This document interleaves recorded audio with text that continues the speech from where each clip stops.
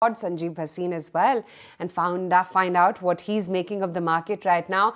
Sanjiv, hi, morning. Good to have you on the show as always. Amidst thick of earnings, the third phase of polling as well begins, getting closer to that penultimate mark. And then money moving to China. The FIs have been consistently selling, Sanjiv. How do you think one should navigate these times? Yeah, good morning. Aisha, that's part and course of, the market processes. Now, Taiwan index has hit a new high and our IT stocks have not done that much as was expected. I think the market is seeing a sectoral rotation. Yesterday, we saw very, very smart profit booking in some of the PSUs, and foreign flows will be in and out depending on the dollar and yields. Maybe, like I said, 23,000 and 22,800 is a top for the time being. And on the index, I would be very, very sanguine that there is not much upside till we get through the big election results and so on. And in the meantime, we have seen that the Chinese government has initiated a lot of reforms, particularly specialty chemical, metals, and for real estate, which is why you could see that an underperforming market is now seeing traction. The Hang Seng index is up about 9% year to date, which is as much as the Nasdaq. So I think, Aisha, there is a lot of maybe rotation amongst the FIs also as far as flows go, but that is all mitigated by the domestic flows. Because if I see, I've been traveling again throughout, and I see retail flows are very, very strong. Now, you could say there is a little bit of froth in the mid caps and so on, but a large part of that correction will get played out. So, like I said, I think there is more consolidation. You have to be stock-wise, sector-wise specific in what you want to buy. Where did you see Britannia move up by 7% and Titan fall by 7% on one day of results? So it's telling you where there is over ownership, over optimism, and where there is under ownership and over pessimism. Those are getting corrected in the market, dynamics. Absolutely. So are you recommending Britannia or is it Dabur? What's on your FMCG list? No, I've been bullish on Lever. I gave you this call around 821, 2030. I thought Lever has turned the corner. Lever is a heavyweight.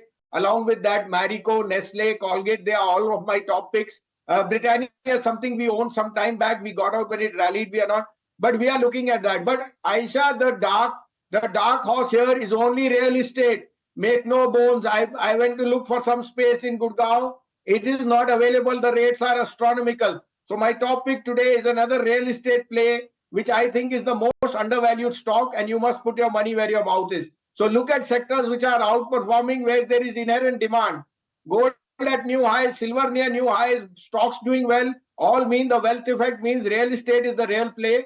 Along with that, FMCG and IT will now be more defensive, and pharma as a constituent for the index till the results.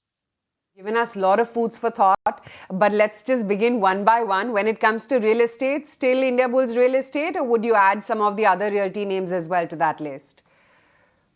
So correct, Indiabulls real estate is my favorite stock, but the one who's bought Indiabulls real estate is Embassy, and Embassy is one Embassy office. That is the stock I'm recommending. It is a REIT play giving 7% dividend yield, and 2 years after COVID. Now, commercial real estate is at the strongest place. They have 45 million square feet of commercial rental, which they are, generating returns. Plus, they've just acquired about 5 million square feet in Chennai. 8 million is under construction. There's a 7% dividend yield. They have delivered more construction, commercial real estate than even DLF. I think this is the most undervalued stock, which can easily give you a 40 to 50% upside, depending on your horizon. And I definitely think that the quality of deliverance which they have, and if you just went on the road and saw what commercial real estate rentals are going through, you'll be amazed. I think there is no downside and a 50% upside in Embassy office. So that is my top pick along with Indiabulls. Okay, fair enough. Let's get in a takeaway from Lupin. It was quite a weak set of numbers, though you did have the lower input cost aiding margins. Sanjiv, come in here. Well, Lupin has been one of our top pharma picks from that 700, 750. We still remain very, very optimistic. Ignore the one-off, but the business expansion. Avan, arguably, they are one of the largest players in America, and they have expanded their reach in Europe also. the type of product line and the generic pricing which they are getting, I think this stock is headed back to 2000. So any decline in Lupin should be a buying opportunity. This was a one-off. I would expect margins and costs to come down, margins to rise. I think this is one of the best pedigree stocks we have, which has underperformed for maybe 3 years, but in the last 1 year, it has been a huge outperformer. So we are bullish as a disclosure. This is in our portfolio. Okay. Sanjiv, the other pocket which really got battered and bruised yesterday was Power Financiers. Even though IREDA came on the show just yesterday and spoke with us and told us exactly how it's going to really impact them. And, you know, with such amount of cash on their books, ability to raise cash if need be, clearly it's not much of a sentiment dampener. But the way the PFC, REC, IREDA, all of them cracked, what do you do next? Do you start buying them, adding positions over here, or would you say wait for the fraud to settle down? Well, Aisha, actually that's the reason the VIX shot up. The VIX has shot up because fear has come in the mid-cap index, which was much overdue. Now, these stocks have run up 5 times in the last 2 years. They need a breather. Now, whether it is on infrastructure strictures or other things, those are all part and parcel. There will be denial and there will be rumor mongering. I think the best of their run-up may have been taken place. Now, you will wait much more for the government to be formed and so on. They remain structurally the best place over there. So I would say be selective in your stock picks. Our top pick over here has been Ircon and Engineers India, but we are overweight on one of the large caps, that is Coal India. Irrespective of any change, Coal India is going to power its way. Merchant unit of its 25% is giving the maximum amount of profitability. So my top pick there is Coal India.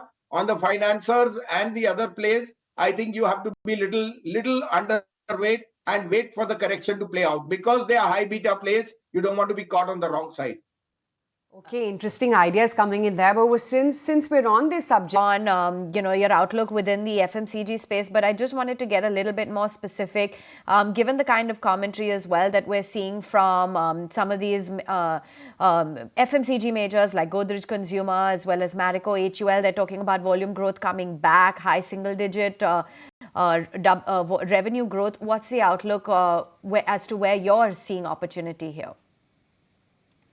So, I've been maintaining this stance. Take some money off the capital good stocks, get into good FMCG IT stocks, take some money off PSU banks. And yesterday you saw PSU banks got a drubbing, but the private banks are now just starting to play up. And I still think that is going to be the play. But like I said, HUL, Nestle, Dabur, that whole basket. So if you buy a Marico, Colgate, Palmolive, these have been outperformers. I think Lever is a grossly undervalued stock, given that yes, margins will be little under pressure, but volumes are going to grow. And as you see, rural incomes rise. The aspiration to grow into a brand is unbelievable. And India is a demographic, this is the demographic premium which we pay for. So Marico, Nestle, Hindustan Lever being the top pick. And you can add a Godrej Consumer, which we had a big buy around 700. It has been one of the best performing FMCG plays. But look at the specific stocks over there. Along with that, I will again reiterate, get a little light on PSU banks, but HDFC, ICICI, Kotak, Axis are giving you a very good opportunity, and IndusInd.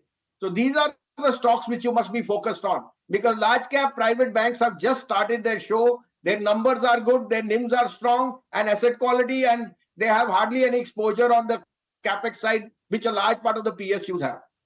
Okay, interesting, Sanjiv. Always good to have you on the show and get in all your thoughts on various stocks.